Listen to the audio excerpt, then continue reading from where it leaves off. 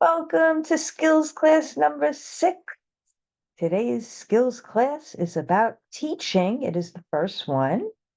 And I will be discussing two things that would be Gardner's intelligences and Bloom's taxonomy. Sounds really, sophisticated, but it's actually uh, Gardner's intelligence is a very simple idea.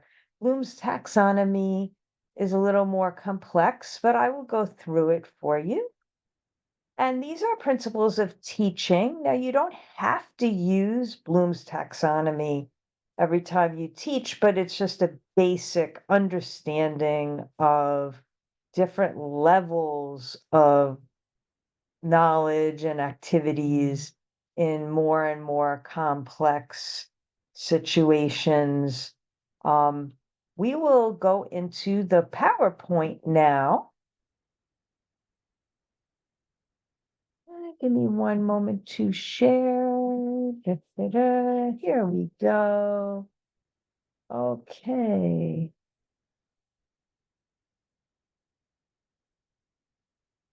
Bloom's taxonomy and Gardner's intelligences. I learned about this in my master's degree program for teaching. And Gardner's intelligences was invented by Howard Gardner in 1983. And he basically just said, that there are different types of intelligence. And boy, was that important for, especially for teaching special education for kids with special needs. These kids with special needs, some of them cannot talk, they have autism or whatever their, disability is, but they have other kinds of intelligence. And so it's important to recognize what you can do. And it's important to do what you can do instead of trying and fighting to do what you can't do and will never do. Because it's kind of like beating your head against the brick wall. If you try to do something, you're not able. And it gets very frustrating. And after a while, it's painful. So you go around your disability. It's like a log that falls into a stream, and the water can't get through the log. So the water goes around the log. Eventually, it finds its way around and it still can flow. And so it's still a stream, a very, appropriate, you know, um, way of looking at a stream, but it's it because it's going around a lot. So sorry if this is in the way. Here, I'll try and move this here. Okay. So these are our multiple intelligences, and Gardner thought of this, and that was really brilliant because some people learn best by seeing something. Other people learn best by hearing it. Other people learn better by doing it and actually moving their body to learn. For instance, when a child is learning their alphabet, some children really are helped by seeing the letters more than anything else. Other kids need to hear the name of the letter, and other kids need to actually trace the letter in the sand to get it into their brain. So these are three different types of learners. Maybe there are more, I don't know, but those are three main types of learners. And to determine what kind of learner the child is very important because you want to speak to them in their intelligences, in their language, in the way that their mind works best. So that is very important. But aside from the type of learner that they are, there are different intelligences, and some people are very good at intrapersonal, which would mean looking inward and knowing their heart and knowing their desires and knowing how they feel.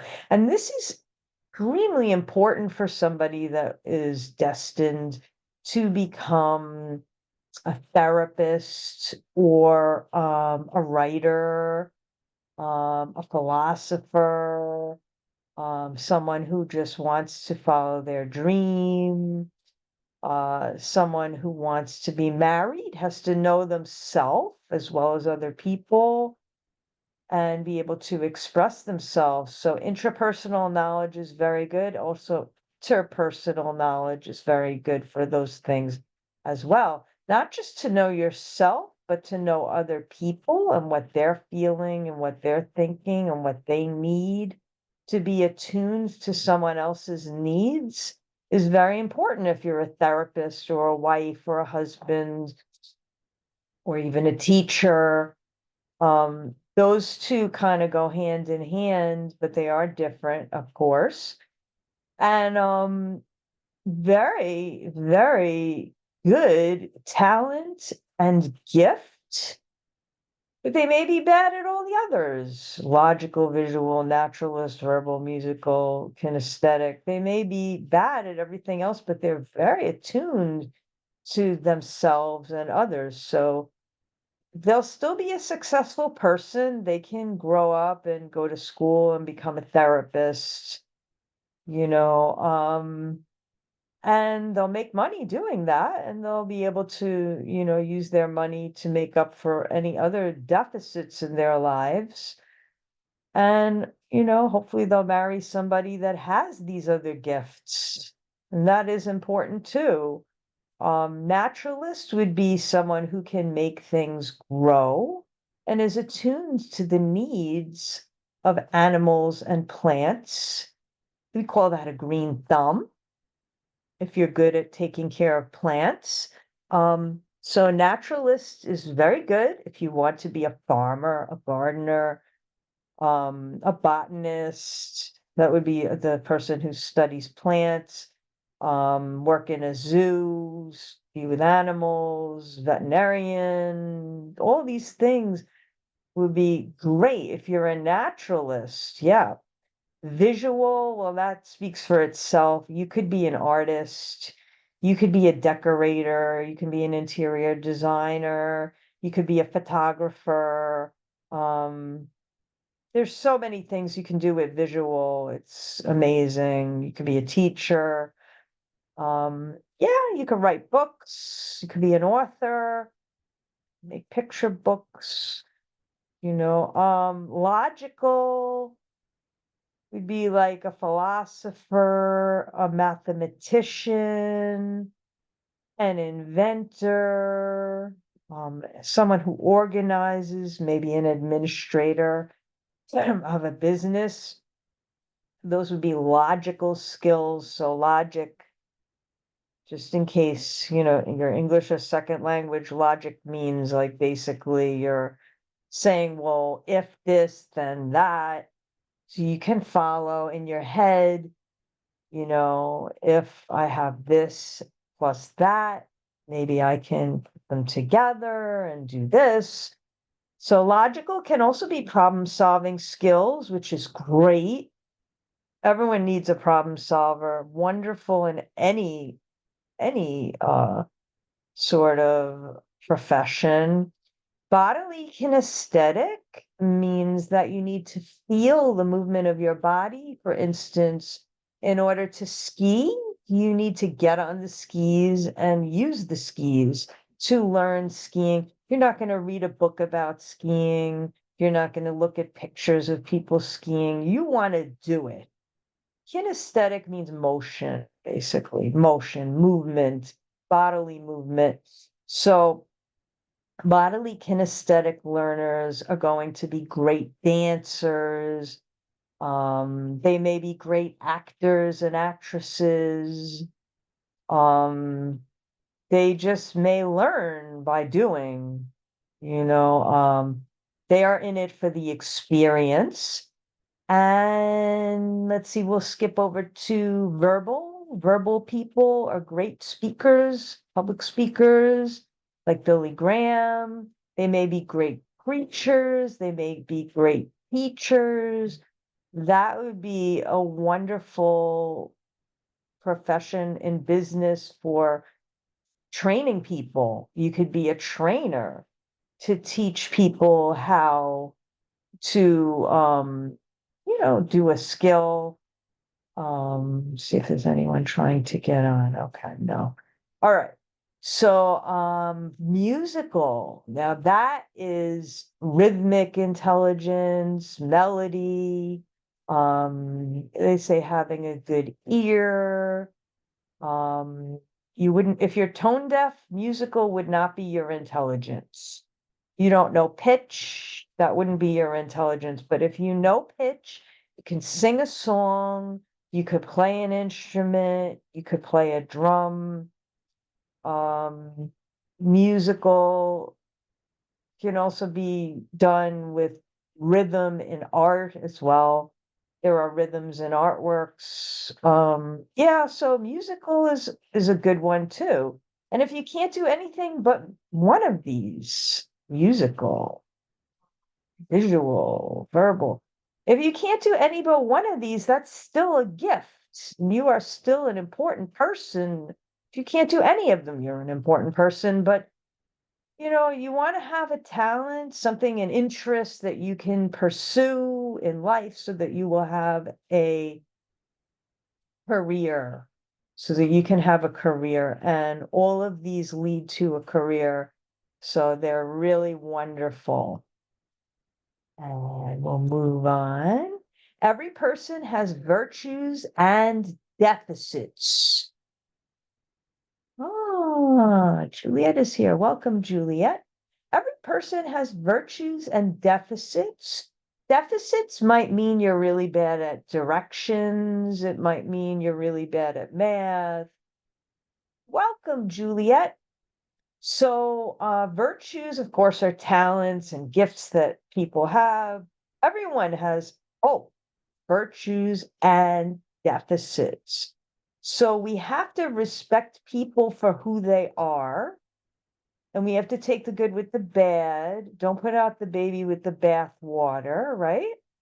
So if you're teaching a child and they have a deficit in math, you don't want to punish them or make them feel dumb. You want to tell them, this is not your forte, this is not your talent, but you're great at English, you're great at music, and I want you to focus on those things. But in the meantime, you may want to pursue getting a tutor for math so that you can strengthen what is weak, right? So that's how you would speak to a child who has this type of deficit in math. Okay. So God gives everyone gifts and talents, and that includes people with disabilities and without disabilities. So what we're going to do is we're going to respect every child. Maybe you've heard that Einstein didn't speak until he was, I think it was 5 years old, 7 years old. I don't remember, but he spoke very, very late compared to most people start speak when they're toddlers, but he spoke very late, and his teacher thought that he was retarded and wrote a letter to his mother saying that he was basically expelled from school for being so dumb in so many words. And she got the letter, and he said to her, Mama, what is it? She said, Oh, I just got a letter from your school. They said that you are so smart that school just can't keep up with you, and they want you to learn at home because you're just too smart for them. something like that. And he felt very inspired. And he went on to become the greatest genius in science. So, it's important what we tell kids. Okay. It's very important what we tell them. And it's very important that we respect them. All right. We're going to move on to Bloom's taxonomy, which is by Benjamin Bloom. And he invented this taxonomy in 1956. Now, I'm giving you an overview, a very quick overview, just to give you the idea, okay? Now, I know this is a lot of information, but I just want you to get the general idea. And you can always go back to this video if you want to look at the prompts and the words, and all that. But let's go over it quickly. This is a way of organizing and understanding of what knowledge really is and what activities really are more advanced than others.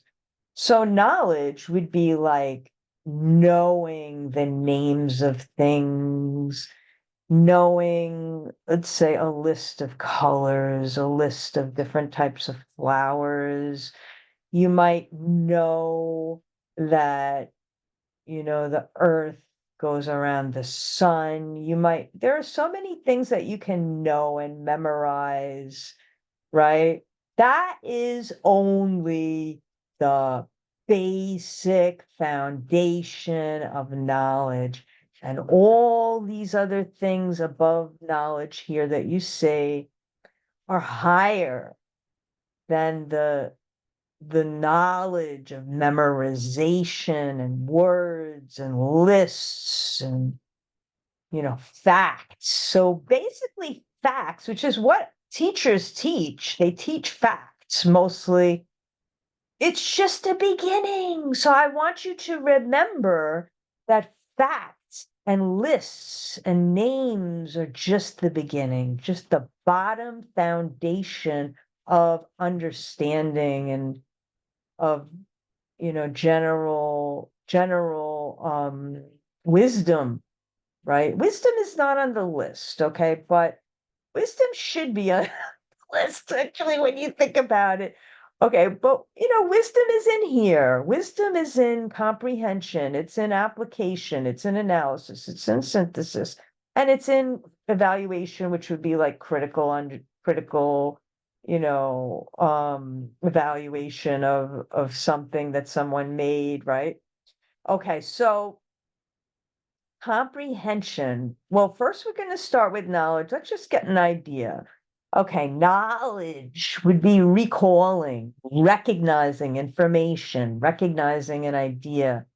Oh, there are subjects like philosophy, science, English, reading, comprehension, social studies. These are ideas that are very broad ideas, but they are just one word, right? And principles, and these are things that stay in the approximate form in which they are learned, right? So we don't go far beyond lists, names, and names of ideas. We don't go too far with knowledge, but basically you're presenting information the student has to memorize.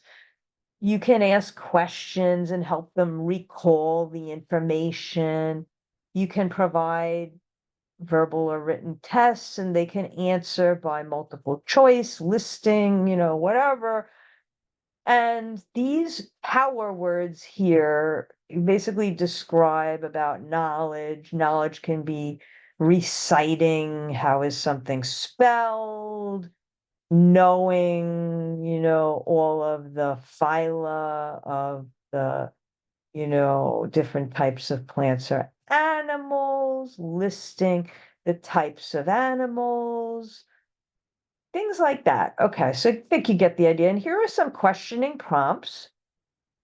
What do you remember about otters? Okay. So you may remember that otters like to, live in the water, they float on their backs, whatever. These are questioning prompts that bring back facts. How would you define definition of a word? Okay. How would you identify, recognize, choose, describe what happens? Then there's the where, when, why, who, what, how. Okay, very good. Okay. So I'm going to give you an example for each of them so that you basically get the idea. My example has to do with drunk driving.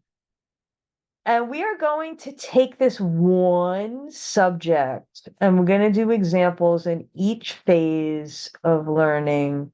And we're going to, just explore Bloom's taxonomy within, this example, this one example. So if you were to teach knowledge, you might want to teach, what does alcohol do to human driving abilities? Alcohol slows your reflexes, your reaction time, reduces your ability to stop in time, causes drowsiness. You may fall asleep behind the wheel. If you drink when you drive or before you drive, you could get double vision. You could see halos. You could get glare because it affects your eyes. It impairs contrast sensitivity, which is a fancy way of saying that you may not see black and white as clearly. Things may look all gray. You may have poor coordination that would have to do with reflexes, and you may not be able to move the steering wheel well. And you may have trouble finding your route. So, how do you know where you're going? If you're drunk, you may not find or get to where you're going. All right. How does a person react? Just one more tidbit of knowledge. When they're drunk and you tell them they were weaving on the road, they were driving back and forth, they may go into denial. They may say, no, I wasn't. But they may say, oh, how dare you accuse me of weaving on the road? Or they may say, that's not true. Tried pretty good, which is similar to denial. Denial is more serious. It's a psychological thing. Like, I would never do that, right? All right, so this is basic knowledge. Okay, let's move on. Here is the next level, comprehension. To understand the main idea of the material that you heard, viewed, or read, you can interpret, you can summarize the idea in your own words. Cool. All right. Here are some questions that lead to comprehension. Okay. That maybe test your comprehension. How would you compare this to that? How would you contrast this to that? How would you clarify the meaning of the word philosophy? How would you differentiate between different types of vegetables? How would you generalize? How would you sort of give a summary of the story? How would you express how this picture really looks to you?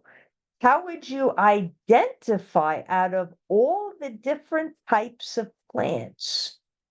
How would you identify the one that is the most beautiful or the one that is the most efficient or the one that is the most hardy? Okay, these are really good questions for comprehension, which would be understanding. They say reading comprehension would mean, how did you understand the story that you just read, right? Okay, here's a good example. How would you describe the driving behavior of a drunk driver? Now that you know that they don't see very well, and you know that they don't have good reaction time, and you know that they don't have good coordination, what would be the effect on their driving? Okay, how would you identify a drunk driver if you were a policeman looking at them from the outside of the car? Very good question. They might be weaving, they might be swerving, they might be going over the line, going over the stop line at the light, they might be going through the red light. Those are things you might see, right? Okay. So that means when you say that you see them going through the red light, you understand that their stopping time was increased rather, and so they weren't able to stop in time for the red light. Makes sense. Okay. Here we go. Application is the next level. Let's move this down here. Okay. Application to apply now. Apply to something that you're doing. You're applying the knowledge and the comprehension. Okay. So you're applying an abstract idea in a concrete situation to solve a problem or relate it to prior experience. So the teacher is going to provide opportunities for the student to use the ideas, theories, problem-solving techniques, or understanding that they just learned. Okay, and you're going to provide questions that require them to define problems and solve problems. This application requires knowledge and it requires comprehension. Okay, so they're going to do things like predict, they're going to practice, they're going to perform, they're going to determine what's best. Okay, good things like that. All right. You could ask them things like, what would the result be if, oh, sorry, I got a reminder. What was that? Okay. What would the result be if, okay, and let them try something new. Let them, how would you change something? Let them change something and see what happens so that they have applied their knowledge. Have them make a prediction. If you make the recipe without water, what will happen? What would happen? And then let them try it and see what happens. All right. Example of application. How would you present the effects of alcohol on driving for drivers taking a defensive driving class? Now, these people are taking the class. They're sober when they're taking it, I hope. You know that when they are drunk, they tend to get angry. They tend to get denial, right? But now these people are sober and they're taking a defensive driving class. So how would you tell them it's bad to drink alcohol when you're going to drive? How would you tell them? How would you explain to them so that they won't drink and drive? That's the whole purpose of the class. And that would be application. So you're asking these students to make a presentation of the effects of alcohol on driving. And they can do that. They can make PowerPoints, they can do public speaking, however they do it is up to them. But they have to present the information so that these drivers will understand and not drink and drive. Yay, that would be a good thing. Welcome to Priscilla. I actually started like about a half hour ago, but I'm just finishing up on Bloom's taxonomy. We are talking about different levels of learning, and the lowest one is knowledge. Then you have comprehension. Here, we'll go back real quick. to the list. So knowledge, comprehension, application, then analysis, synthesis, and evaluation. So we're just finishing up on that. This is called Bloom's taxonomy. Okay. Very, very, very, very interesting.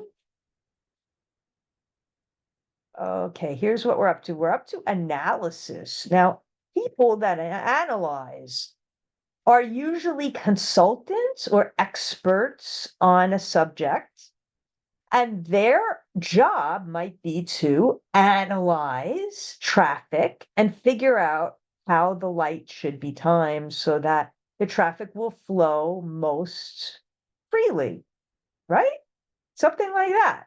Okay, so if you're doing analysis, you break down a concept or idea into parts and show relationships among those parts. It sounds complicated, but I'm just trying to say that you're able to say, well, this is the recipe. Okay, this has the ingredient list.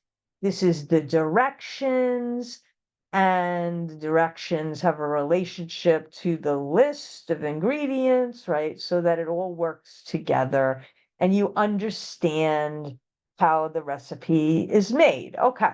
Allow time for students to examine concepts and ideas and break them down into basic parts. All right, so this requires knowledge and comprehension. Application is not required. You're not doing, you're just analyzing what other people do. Here are some questioning prompts. How can you classify? How can you compare? How is this connected to that? What can you infer?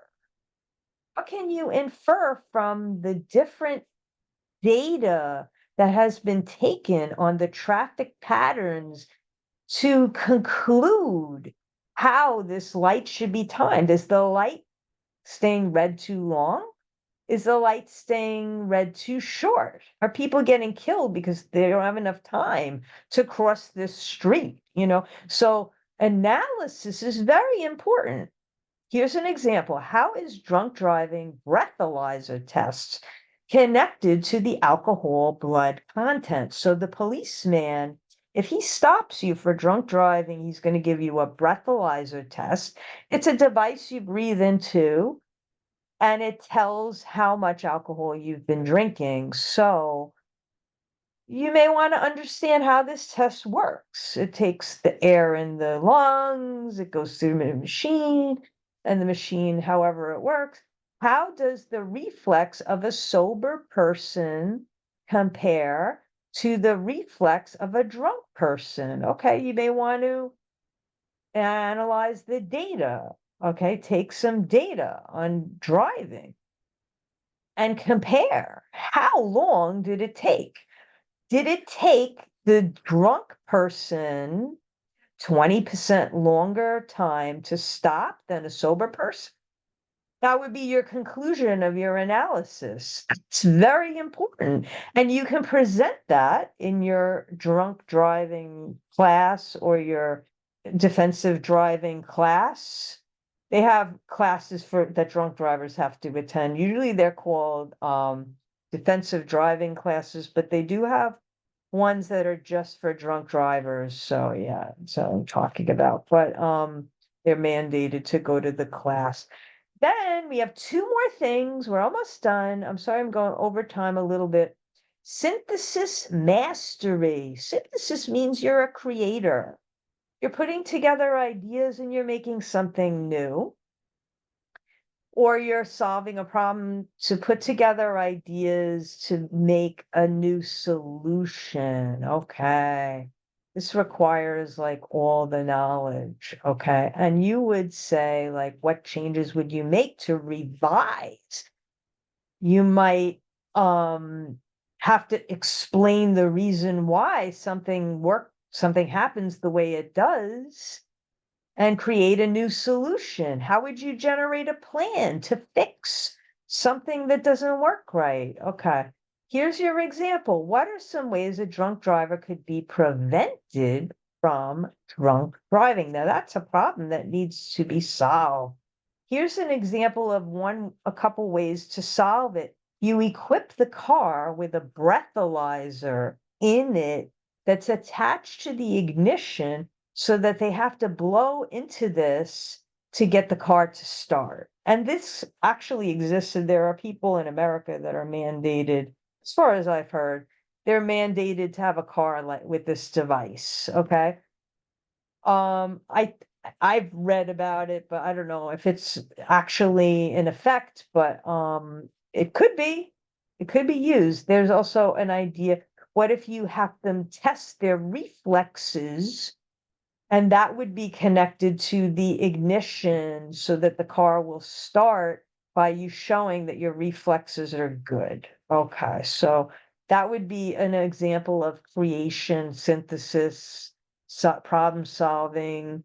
And the last one, the highest level of learning would be evaluation, and that would be the critique person, the person who is the critic of the person who created and the person who analyzed and the person who applied and the person who understands and the person who knows about, right? The evaluation would be the person that says to them all, you're good, you're bad, you know what you're doing, you don't know what you're doing. And that is the highest level of learning. So you can make informed judgments about the value of ideas or materials.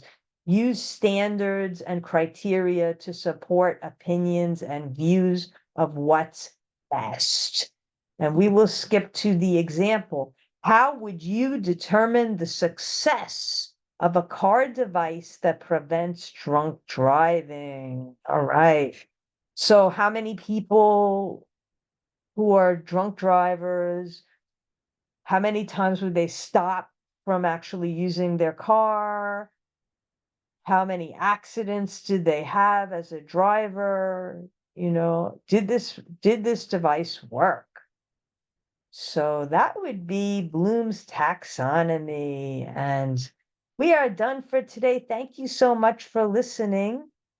And I hope to see you next week.